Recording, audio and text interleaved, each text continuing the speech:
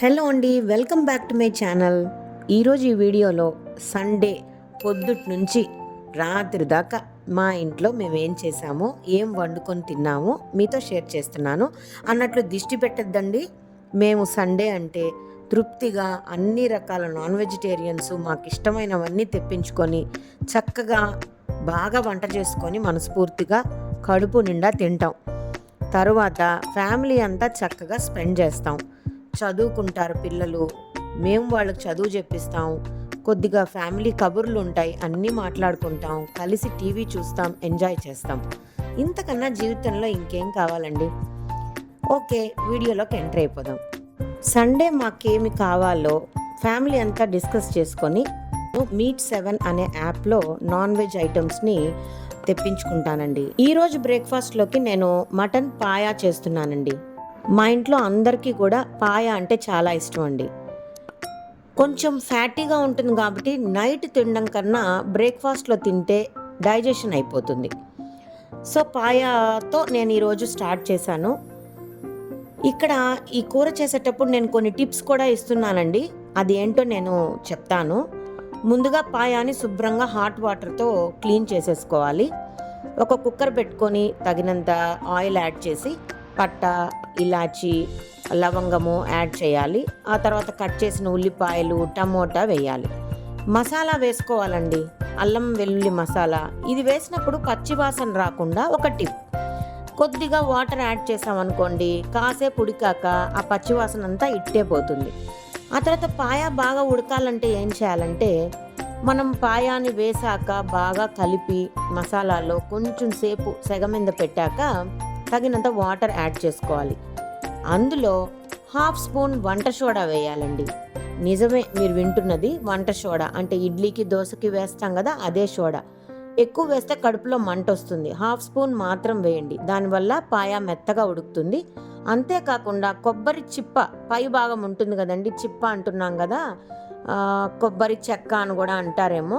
లోపల కొబ్బరి తీసేసి పైది మాత్రం వేసి స్టవ్ మూత పెట్టి కుక్కర్ మూత పెట్టి సిమ్లో 7-8 విజిల్స్ వచ్చే వరకు ఉడికించుకోవాలి. చూడండి, కుక్కర్ మూత తీసి చూస్తే పాయ మెత్తగా ఉడికిపోయి ఉంటుందండి. ఆ తర్వాత కొబ్బరి చిప్పను పాడేయాలండి, అది అలానే ఉంచకూడదు. ఆ తర్వాత హ్యాపీగా టేస్టీ పాయాని మంచిగా ఇడ్లీ, దోశ, పూరి, చపాతి మీకు ఎందులో ఇష్టమైతే అందులో కలుపుకొని తినచ్చు. ఇక మధ్యాహ్నానికి నాకేమో ఎక్కువ స్పైసీనెస్ లేకుండా చక్కగా ఒక మొగలాయి మటన్ కర్రీ చేసుకోవాలనిపించింది. చాలా సోబర్గా ఉంటుంది కానీ రుచి చాలా బాగుంటుంది. ఇది పూరి చపాతీలోకి, తర్వాత బగారా రైస్లోకి, లేదా బిర్యానీ రైస్లో కూడా చాలా బాగుంటుంది. సంగటికి ఇంకా బాగుంటుందండి. నాకైతే ఏ నాన్ వెజ్ కర్రీ అయినా సంగట్లో చాలా ఇష్టం. బట్ ఈరోజు నేను సంగటి అయితే చేసుకోలేదు, అన్నంలోనే తింటాను. ఎలా చేయాలంటే, మిక్సీలో ఫస్ట్ మనము ఉల్లిపాయ, టమోటా, పచ్చిమిర్చి, కొత్తిమీర, కొంచెం కొబ్బరి, గసాలు, జీడిపప్పు వేసి కూడా మెత్తగా మిక్సీలో గ్రైండ్ చేసుకోవాలి.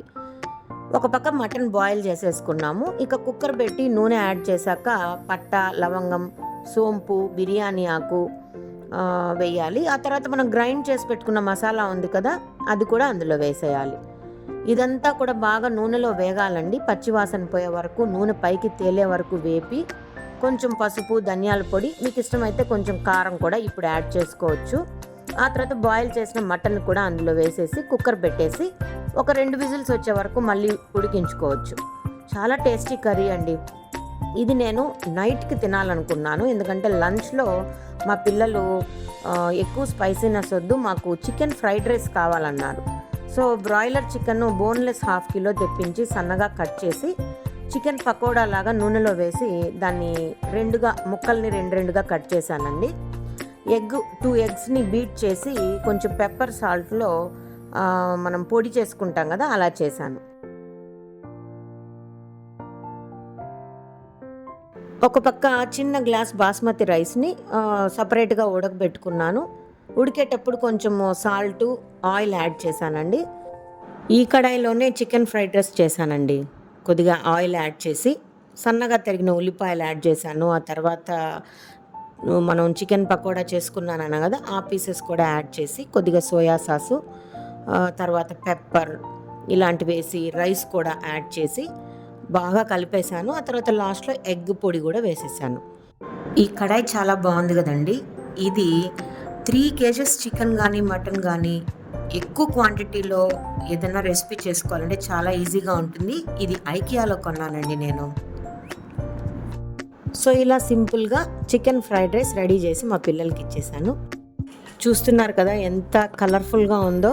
సో మనం కూడా ఇంట్లో రెస్టారెంట్ స్టైల్లో చికెన్ ఫ్రైడ్ రైస్ ఈజీగా చేసుకోవచ్చండి. వాళ్ళు ఇష్టంగా తిని మా పిల్లలు ఇద్దరు కొంతసేపు చదువుకుంటానని కూర్చున్నారు. నాకైతే తెగ బోర్ కొట్టిందండి. ఎందుకంటే వాళ్ళు చాలా కాన్సన్ట్రేటెడ్గా చదువుతుంటే నేను ఒక్కటే టీవీ కూడా లేకుండా గమ్మన కూర్చొని ఫోన్ చూస్తూ ఉన్నాను అనమాట. చదివేటప్పుడు పిల్లలకి చాలా కోరికలు ఉంటాయండి. మా పెద్దమ్మాయికేమో మురుకులు తినాలన్న కోరిక వచ్చింది. జంతికలు అంటాం కదా అవి. సో దానికోసం అని చెప్పి బియ్యం పిండి, శనగపిండి, ఉప్పు, కారం, జీలకర్ర పొడి వేసి మురుకులు కొన్ని చేశాను. నాకు ఎక్కువ రాదు కానీ ట్రై చేశాను, బాగానే వచ్చింది. సో ఈవినింగ్ స్నాక్గా వాళ్ళు అవి తింటూ కొంతసేపు చదువుకున్నారండి.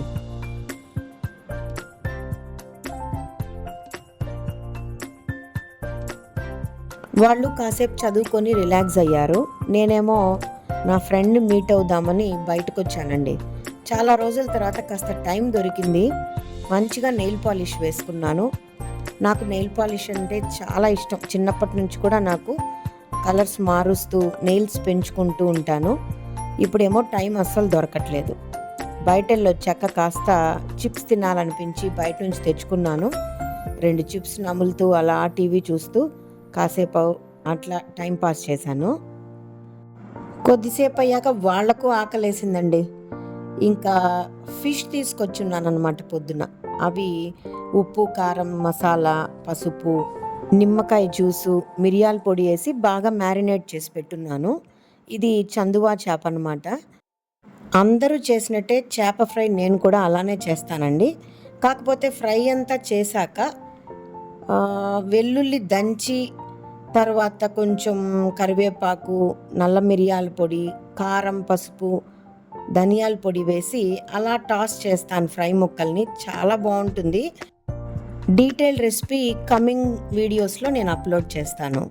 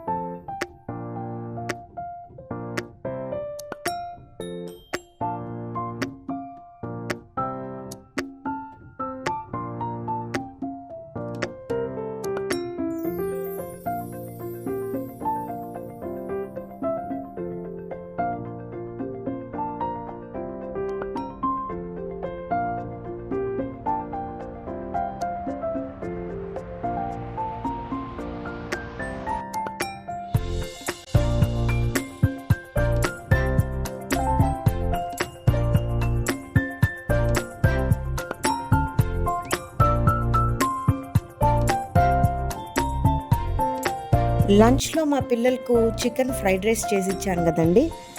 అప్పుడు కొద్దిగా చికెన్ పక్కన పెట్టాను అనమాట. అవి కూడా చికెన్ పకోడా లాగా చేసి ఇచ్చేసాను. ఇవి కూడా క్రిస్పీగా టేస్టీగా చాలా బాగున్నాయండి.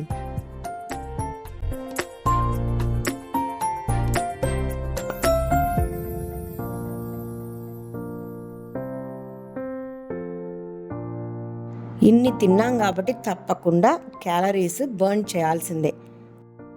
నేను మా వారు కాసేపు అలా వాకింగ్కి వెళ్ళామండి. కొద్దిగా వేడిగా ఉన్న క్లైమేట్ ఒక 20 మినిట్స్ తర్వాత క్లౌడీగా అయిపోయిందండి. ఇక తిరిగి ఇంటికి వచ్చేసాం.